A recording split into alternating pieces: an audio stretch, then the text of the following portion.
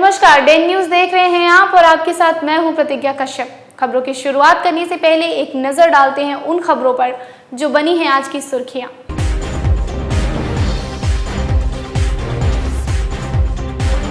बिजली विभाग की लापरवाही से जिंदा जला एक व्यक्ति, लोगों में भारी आक्रोश।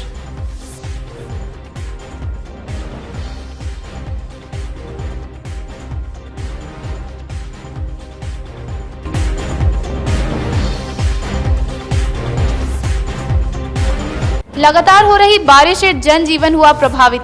तुर्की में एक घर गिरने से 6 लोग हुए गंभीर रूप से घायल।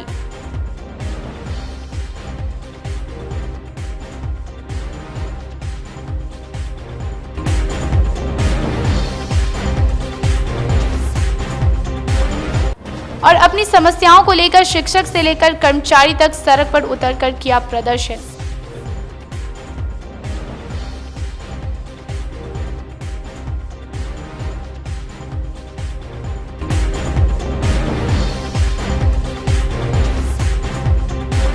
ये थी आज की सुर्खियां, अब खबरें विस्तार से। नेपाल में लगातार हो रही बारिश से बिहार के कई इलाकों में फिर से बाढ़ का खतरा मंडराने लगा है। मौसम विभाग के अलर्ट के बाद मुजफ्फरपुर जिला प्रशासन भी मुस्तैद है। 27 तारीख तक मूसलाधार बारिश होने की संभावना जताई गई है। पिछले 2 दिनों से लगातार हो रही बारिश ने जहां गर्मी से राहत दी है, वहीं लोगों की परेशानी को भी बढ़ा दिया है। बारिश से न सिर्फ शहरी क्षेत्र बल्कि देहातों में भी परेशानी बढ़ गई है। एक तरफ जहां मुजफ्फरपुर शहर झील में तब्दील हो गया, वहीं जान माल के नुकसान होने की भी खबर है। शहर के प्रमुख मार्गों पर जल जमाव के कारण लोगों को घर से निकलना मुश्किल हो गया है। निचले मोहल्लों की स्थिति तो और भी खराब है, पैदल चलना भी मुश्किल है। यहाँ पानी लगा हुआ है, जल जमाव 3 महीना 4 महीने से जो बारिश हो रही है, तो जल जमाव कभी कम हुआ ही नहीं है। कम होता है फिर उसी तरह पानी रहता है। पूरा गड्ढा है, गड्ढा पता चलता नहीं है। अभी हम गिर गए हैं, यहाँ पर आगे गड्ढा है, वहाँ गिर गए हैं। और उसके आगे SBI बैंक के पास जाइएगा तो वहाँ पे तो ऐसी दयनीय हालत है कि 4 चक्का भी पलट जा रहा है। अगर कहने को स्मार्ट सिटी है, यहाँ ना एयरपोर्ट आया ना यहाँ एम्स आया, कुछ नहीं हुआ। खाली शहर को कहा जा रहा है smart city, Muzaffarpur smart city. लेकिन आप खुद लगा के अगर कैमरा लगा के छोड़ दीजिए वहाँ 8-10 घंटा, तो आपको 5-7 गो गाड़ी पलटता हुआ दिख जाएगा वहाँ पर। SBI कुछ नहीं, वो भाषण होगा, ये पैकेज वो पैकेज, लेकिन कुछ होना आना है नहीं। हर तरह का पैकेज आएगा, सब तरह का शिलान्यास होगा, लेकिन कुछ होना नहीं है। ग्राउंड लेवल पे कुछ भी नहीं होना है। शहर इसी तरह हम देख रहे हैं, मिठनपुरा शोरूम पे शोरूम खुल रहा है, वो है पर्सनल चीज़, लेकिन किसी तरह का कोई डेवलपमेंट नहीं है। ना रोड अच्छा है, ना तार का हालत आप देख लीजिए, जर्जर है। पोल में करंट मार सकता है किसी को भी, और आए दिन न्यूज़ में सुनते भी हैं कि मारता भी है बहुत लोग को। तो यही हाल है शहर का, और कुछ होना नहीं है। शहर बारे में कुछ कहना ही मुश्किल है, क्योंकि हमेशा पानी लगा ही रहता है। क्या कहें इसके बारे में आपको। थोड़ी बारिश होगी नहीं कि बुझिए फ्लड आ गया। यहाँ कहीं से भी साइकिल तक निकलना मुश्किल हो रहा है। कहने के लिए तो स्मार्ट सिटी सिर्फ पेपर में हो रहा है, ग्राउंड में स्मार्ट के नाम पर कुछ नहीं है। सिर्फ सिटी रह गया मुजफ्फरपुर। बस गाड़ी का तो नामे मत लीजिए। गली में जाइए वही हालत है, रोड पर आइए वही हालत। घर से निकलना दुर्लभ है। हाँ, जो बारिश हो रही है तो क्या स्थिति तो सामने देख रहे हैं। पानी एकदम भरा हुआ है, एकदम लेवल में है। कहीं पता नहीं चलता रोड किधर है या नहीं है, किधर नाला है किधर गड्ढा है, कुछ समझ में नहीं आता है। बीती रात तुर्की के छाजन दुबियाही गांव में बारिश में एक मकान गिरने से 6 लोग घायल हो गए। घायलों में एक ही परिवार की चंदा देवी, रंगीला देवी, गीता देवी और 3 छोटे छोटे बच्चे हैं। सभी का इलाज जूड़न छपड़ा के एक नर्सिंग होम में चल रहा है। दौड़ते भागे से गिर गया दीवार। दौड़ते भागे से दीवार गिर गया 3 आदमी से। पुराना मकान था क्या? पुराना मकान था। कितने लोग घायल हैं?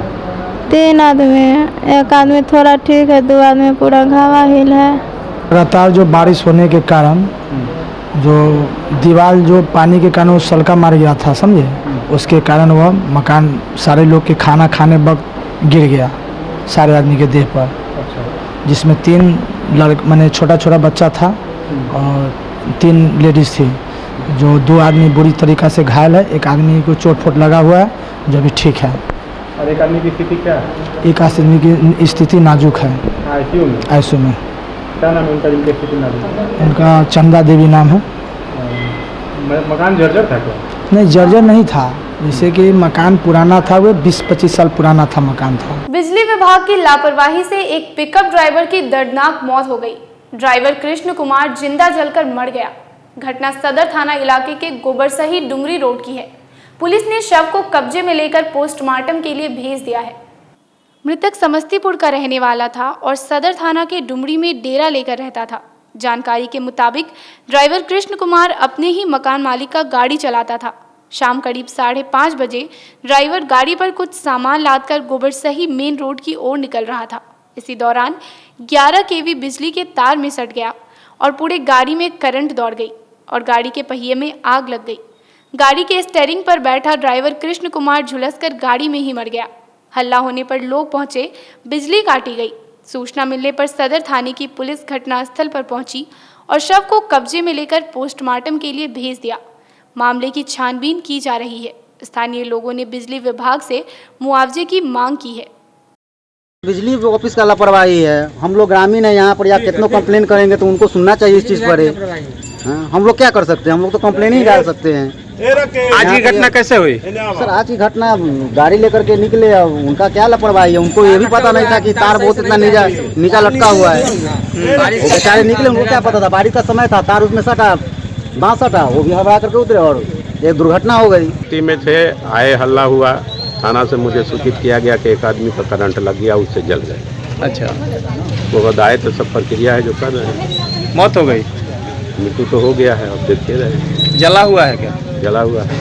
मृतक की पहचान समस्तीपुर का भदाई नाम का रहने वाले हैं। मैंने जोर से बोलूँ ना। भदाई उनका गांव है, जिला समस्तीपुर। नाम क्या है उनका? कृष्ण कुमार चौधरी, पिता राम किशोर चौधरी। आगे की कार्रवाई? आगे की कार्रवाई जो प्रक्रिया है, प्रक्रिया हम लोग कर रहे हैं।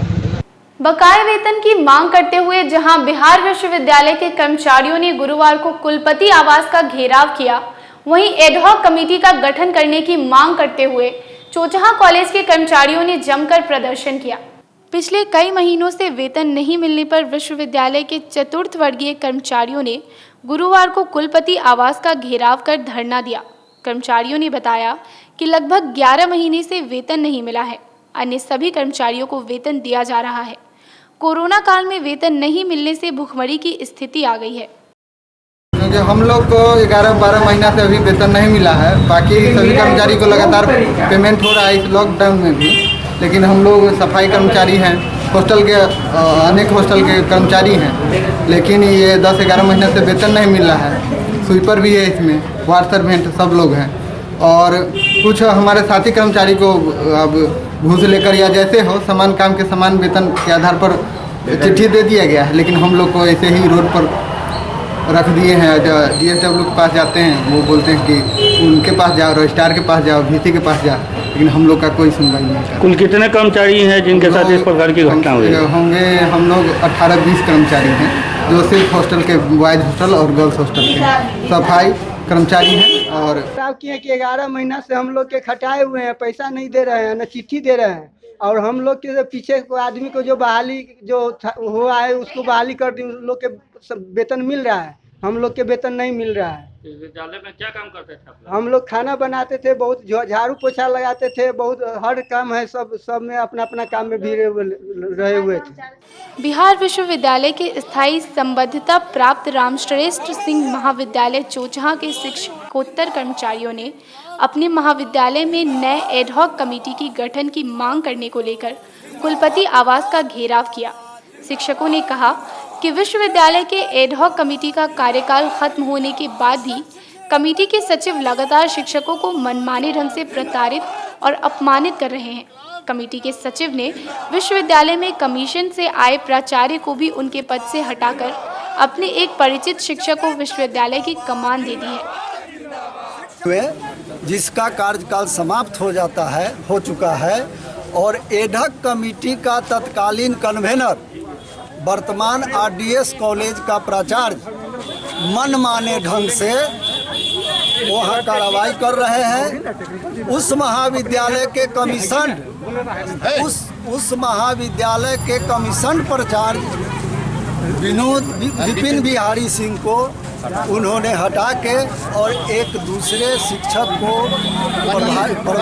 कनीय शिक्षक को प्रभारी प्राचार्य बना दिया है, जो सरासर नाजायज़ है। और अभी इन लोगों के सामने सबसे बड़ी समस्या है कि 25 तारीख तक अनुदान से संबंधित कागजात जमा करना है, जो लीगल रहते हुए भी यह प्राचार्य नहीं कर पा रहे हैं। और सभी शिक्षक और शिक्षकेतर कर्मचारियों के लिए यह जीवन और मौत का प्रश्न है। कुलपति जी से हमारा मांग है कि आप न्यायोचित कदम उठाएं और उस एडहॉक कमेटी का समय समाप्त हो चुका है, नया एडहॉक कमेटी बनाएं।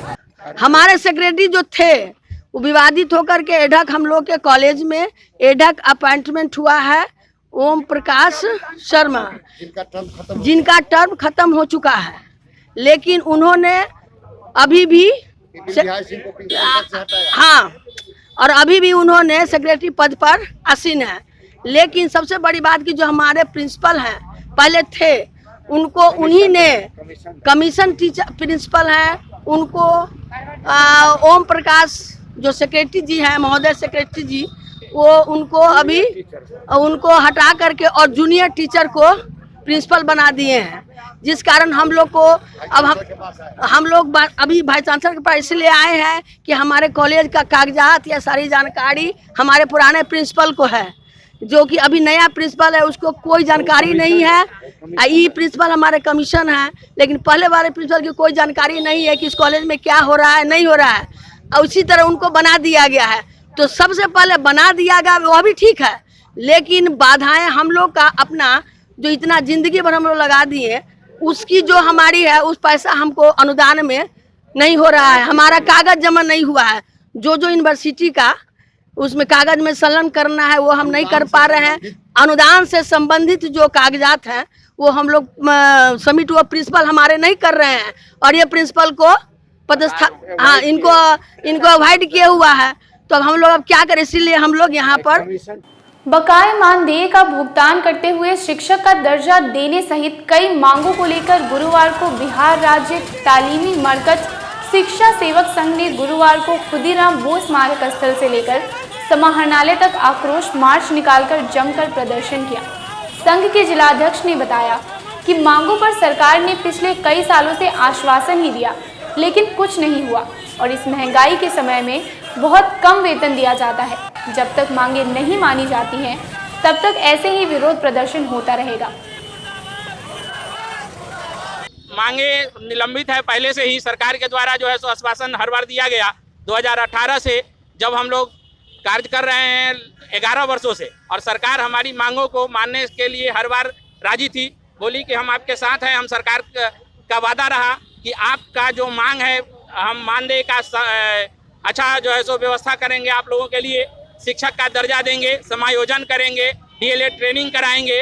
और सरकार जो है सो अपने वादे के खिलाफ में मानदेय वृद्धि में मात्र 1000 रुपया वृद्धि, इसी के आक्रोश में हम शिक्षा सेवक तालीमी मरकज के संघ अपने आक्रोश को व्यतीत करने के लिए रोड पर मार्च किए हैं। यह मार्च हमारे पूरे बिहार में शिक्षा सेवकों तालीमी मरकजों द्वारा किया जा रहा है। हमारी मांगे हैं कि हमें समायोजन का व्यवस्था किया जाए, हमें जो है सो डीएलएड का ट्रेनिंग कराया जाए, डीएलएड का ट्रेनिंग कराने के बाद शिक्षक का दर्जा जहां जिस विद्यालय में हम हैं उसमें हमें दिया जाए। चूँकि आप सभी लोगों को ज्ञात है कि अगर सरकार के किसी भी कार्य के लिए डीएम साहब के यहाँ अनुबंध पर भी रखा जाता है लोग, तो 3-4 सालों में उनका जो है सो समायोजन कर करके अस्थायी नौकरी दी जाती है। लेकिन हम सभी का जो है सो 11 वर्षों से यह लटका करके सरकार जो है सो रखे हुआ है और ठग रहा है। मानदेय में ठगोतरी, क्या 10,000 11,000 में आदमी का परिवार इस महंगाई में चलाया जा सकता है कि नहीं? अगर ऐसा नहीं हुआ तो हम सरकार के विरोध में ही रहेंगे और सदैव विरोध में रहेंगे। सरकार हमारी मांगों को समझे। सरकार के द्वारा दिया गया हर कार्य बीओलो से लेकर के मैट्रिक परीक्षा के साथ साथ नारा लेखन, मानव श्रृंखला, इलेक्शन आदि अनेक कामों में महिलाओं को पढ़वाने का काम कोविड-19 में भी बीएलओ का कार्य अभी भी लिया जा रहा है हम लोगों से, लेकिन सरकार जो है सो हमें निम्न मानदेय।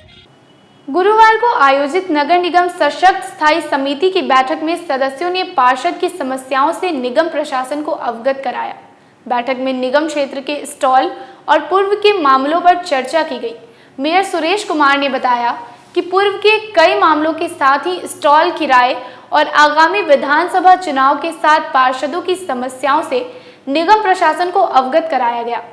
बैठक चल ही रही है क्योंकि चुनाव आने वाली है, इसी के मद्देनजर हम लोगों ने ट्रस्ट बोर्ड की बैठक किया है और एक अस्थायी की बैठक किए हैं। उसमें एजेंडा सब है स्टॉल का है और जो पुराना एजेंडा है उससे बहुत सारी, चूँकि चुनाव से पहले कोई काम बाधित ना हो इसलिए हम लोगों ने आज की बैठक का स्टार्ट किए हैं और कर रहे हैं। लोक जनशक्ति पार्टी के प्रदेश कार्य समिति सदस्य हरिराम मिश्रा एवं सुधीर कुमार ओझा, राष्ट्रीय युवा सचिव उमाशंकर यादव, दलित सेना के जिलाध्यक्ष अवधेश पासवान और जिला लोजपा प्रधान महासचिव संजय पासवान ने गुरुवार को एक स्वर में अपने राष्ट्रीय अध्यक्ष चिराग पासवान को मुजफ्फरपुर के किसी भी विधानसभा क्षेत्र से चुनाव लड़ने की बात कही है। गुरुवार को 0 माइल में आयोजित संयुक्त प्रेस वार्ता में इन नेताओं ने कहा कि राष्ट्रीय अध्यक्ष जमुई सांसद चिराग पासवान मुजफ्फरपुर के किसी भी विधानसभा से चुनाव लड़े तो भारी से भारी मतों से उन्हें विजयी बनाकर विधानसभा भेजने का कार्य करेंगे। लोजपा नेताओं ने कहा कि दलित सेना बिहार की जनता बिहार के विकास के लिए उन्हें मुख्यमंत्री के रूप में देखना चाहती है। नेताओं की ओर से सकरा, मीनापुर, साहिबगंज, गायघाट, बोचहा, कांटी एवं अन्य सभी विधानसभा क्षेत्रों से लोजपा के समर्पित कार्यकर्ता जो अस्थायी हों उन्हें ही टिकट दिया जाने की मांग की गई। इससे पहले आयोजित सम्मेलन में महानगर चुलबुल ठाकुर, अवधेश पासवान सहित काफी संख्या में पार्टी के नेता और कार्यकर्ता शामिल रहे। देखिए, आज का जो प्रेस वार्ता है उसका मुख्य रूप से कई उद्देश्य है। पहला उद्देश्य है कि हमारे जो राष्ट्रीय अध्यक्ष चिराग पासवान जी हैं, हम लोगों ने लिखित रूप से और ऐसे आग्रह उनसे करने का मन बनाया है और पत्र लिख के भी आग्रह करेंगे कि अगर उनको विधानसभा का चुनाव लड़ना है बिहार में तो मुजफ्फरपुर के दलित सेना, जिला लोजपा, महानगर लोजपा सब स्वागत करेगी और भारी मत से, जिस सीट से भी लड़ना चाहेंगे भारी मत से जिताकर भेजने का कार्य किया जाएगा। दूसरी बात कि एक आग्रह हम लोगों ने उनसे यह भी करने का कार्य किया है कि जो स्थानीय समर्पित कार्यकर्ता हैं वह विधानसभा का उन्हीं को टिकट दिया जाए और लोजपा, दलित सेना, महानगर इस तीनों एक निर्णय लिया है कि विधानसभा चुनाव को देखते हुए जिला में जल्द ही 2 से 3 दिनों के अंदर में एक कार्यकर्ता सम्मेलन की जाएगी। उसके उपरांत सभी विधानसभा में, सकरा से शुरू होते हुए सारे विधानसभा में कार्यकर्ता सम्मेलन किया जाएगा। और यह भी निर्णय लिया गया है कि जो बिहार फर्स्ट, बिहारी फर्स्ट का जो नारा हमारे राष्ट्रीय अध्यक्ष माननीय चिराग पासवान जी का है उसका हम लोग स्वागत करते हैं और उस विजन से ही बिहार का गौरव बढ़ सकता है, बिहार में विकास संभव है। लोजपा कार्यकर्ता और बिहार की जनता चाहती है कि बिहार के विकास में जब तक माननीय चिराग पासवान मुख्यमंत्री नहीं बनेंगे विकास संभव नहीं है। तो लोग की चाहत भी है कि वह बिहार का मुख्यमंत्री का दायित्व संभालें। इस चाहत से भी अवगत कराया जाएगा और इसके साथ ही हम लोग जो उनका निर्णय होगा, 11 विधानसभा में लोजपा मजबूत स्थिति में है, दलित सेना मजबूत स्थिति में है। जो सीटें निर्धारित करके चुनाव लड़ने के लिए करेंगे, हम लोग सब सीट को निकालने का कार्य करेंगे। बिहार में लगातार बढ़ते अपराध, भ्रष्टाचार, महिलाओं पर हो रहे अत्याचार के खिलाफ गुरुवार को हिंदुस्तान संपूर्ण आजाद पार्टी की ओर से खुदीराम बोस स्मारक स्थल पर विरोध प्रदर्शन किया गया। इस दौरान पार्टी के नेताओं ने कहा कि बिहार में नीतीश सरकार ने सिर्फ घोटाला हुए हैं, विकास कुछ भी नहीं हुआ और उनके राज्य में अपराध इतना ज्यादा है कि शाम के बाद कोई घर से नहीं निकल सकता। के मुखिया माननीय श्री नीतीश कुमार के 5 साल के कार्यकाल पूरा होने जा रहा है और इस कार्यकाल में बिहार में सबसे बड़ा घोटाला अगर हुआ है तो वह नल जल योजना में हुआ है। और यह नल जल योजना की स्थिति यह है कि इस बार नई सरकार गठन होगी तो पाइप भी दिखाई नहीं देगा और बिहार के तमाम जनता की संपत्ति का, राजकोष का जो दुरुपयोग, करोड़ों करोड़ों प्रत्येक पंचायत का जो दुरुपयोग होगा, इसका जिम्मेवार व्यक्ति कौन होगा। इसलिए नीतीश कुमार जी से मेरा यह अनुरोध है, आग्रह है कि अगर आपने 5 साल में अच्छे काम किए हैं तो आपको जनता के बीच वोट मांगने जाने की कोई ज़रूरत नहीं है और अगर आप अच्छे काम नहीं किए हैं तो आपको जनता के बीच जाने से पहले बिहार के प्रत्येक पंचायत और प्रत्येक प्रखंड विकास पदाधिकारी, प्रत्येक मुखिया और प्रत्येक पंचायत सचिव कि इस 5 साल में जो संपत्ति में बढ़ोतरी हुई है, इस संपत्ति की जांच का आदेश दे दीजिए। इससे बिहार की जनता मान लेगी कि इस भ्रष्टाचार में आप कहीं से शामिल नहीं है। पूर्व विधायक और मंत्री रहे रघुनाथ पांडे की 19वीं पुण्यतिथि के अवसर पर गुरुवार को तिलक मैदान स्थित कांग्रेस जिला कार्यालय में आयोजित समारोह में उपस्थित जनों ने उनके चित्र पर माल्यार्पण कर श्रद्धा सुमन अर्पित किया। जिला प्रवक्ता वेद प्रकाश ने कहा कि शहर को आधुनिक बनाने में रघुनाथ पांडे का महत्वपूर्ण योगदान है।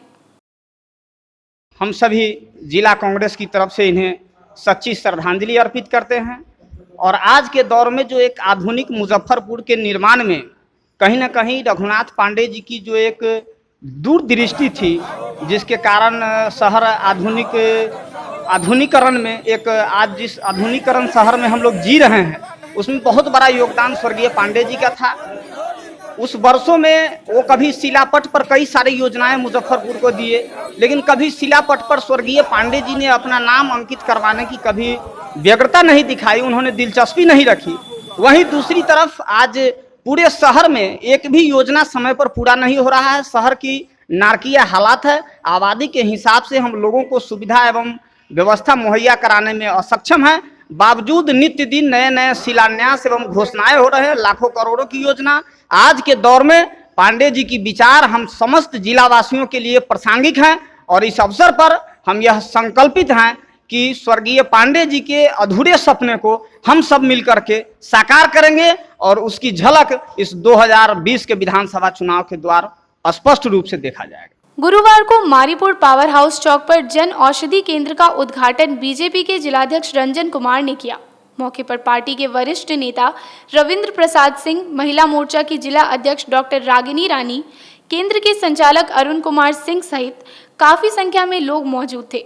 कोई भी मरीज बिना दवा के नहीं रहे, इसी उद्देश्य के साथ प्रधानमंत्री योजना के तहत में जन औषधि केंद्र खोला जा रहा है, जहां बहुत ही कम कीमत पर दवाइयां उपलब्ध हैं।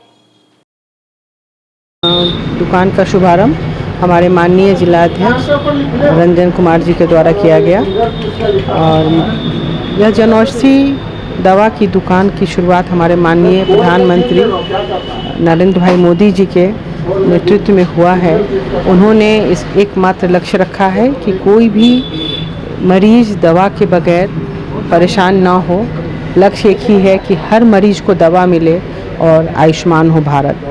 इस पर ही कार्य करने के लिए यह दुकान खुली है और मैं देख रही हूँ कि लोगों में काफ़ी उत्साह है। सस्ती दवाइयाँ लेके निम्न तबके के लोग जिनको मुश्किल होती है पैसा खर्च करने में, वो लोग भी दवाइयाँ ले जा रहे हैं और यह बहुत ही जनहित में सार्थक कार्य है और सही में यह लक्ष्य हम लोग पूरा कर लेंगे कि कोई बीमार बिना दवा के ना रहे। जो अभी ग्रस्त बीमारी है बीपी डायबिटीज, क्या उस संबंध में दवा है? जी हाँ, सब दवाई हैं और सॉल्ट नेम से उनका नाम आता है और सॉल्ट नेम के अनुसार उनको दिया जाता है। क्या मैसेज होगा आम लोगों के लिए जानकारी? आम लोगों के लिए यही है कि घर घर दवा पहुँचे और कोई बीमार न रहे। लक्ष्य एक ही रहे कि आयुष्मान हो भारत। मोतीझील स्थित बम पुलिस गली में खोले गए tailoring house the novelty tailor का उद्घाटन गुरुवार को पूर्व विधायक विजेंद्र चौधरी एवं रेमंड शोरूम के प्रोपराइटर उमेश पोद्दार ने संयुक्त रूप से किया। मौके पर उपस्थित नोवेल्टी टेलर के संचालक सुनील कुमार छोटन ने बताया कि और जगहों से बेहतर और उत्तम क्वालिटी की सिलाई के लिए शहरवासी यहां पधारे। टेलरिंग शॉप का दुकान है और ये जेंट्स है, only for gents. Suit, safari, pant, shirt, kurta pajama, sherwani सब बनता है और आज ही उद्घाटन किए हैं और बाज़ार से अच्छा क्वालिटी का काम होगा, एकदम बेस्ट ऑफ बेस्ट जो होता है जैसे शोरूम वगैरह में होता है उससे अच्छा क्वालिटी का देगा। ये आपका हो गया बम पुलिस गली, मोतीझील, अनीता मैचिंग सेंटर के ठीक बगल में। पब्लिक को क्या कहिएगा? पब्लिक को कहेंगे कि एक बार सेवा का मौका दें, तभी पता चलेगा कि हम क्या बेहतर कर सकते हैं। अपने हिसाब से पूरा कोशिश करेंगे कस्टमर को संतुष्ट करने का। ये आज हमारे दुकान के पूर्व विधायक श्री विजेंद्र चौधरी जी और रेमंड शोरूम के मालिक श्री उमेश पोद्दार जी ने दुकान का शुभारंभ किया। इस दुकान में शहर में हम जितने भी सिलाई की दुकानें हैं उनसे अच्छी हम बेहतर और उच्च क्वालिटी का हम सामान देंगे और ग्राहकों को हम संतुष्ट करने का काम करेंगे। कोई भी हम जो है सेवा का मौका छोड़ना नहीं चाहेंगे। हम चाहेंगे कि हम ग्राहक को उत्तम से उत्तम क्वालिटी का सेवा दें। इसी के साथ आज की खबरों का सिलसिला यहीं पर होता है समाप्त। कल फिर मिलेंगे कुछ नई खबरों के साथ। तब तक के लिए डे न्यूज़ परिवार को दीजिए इजाजत। नमस्कार।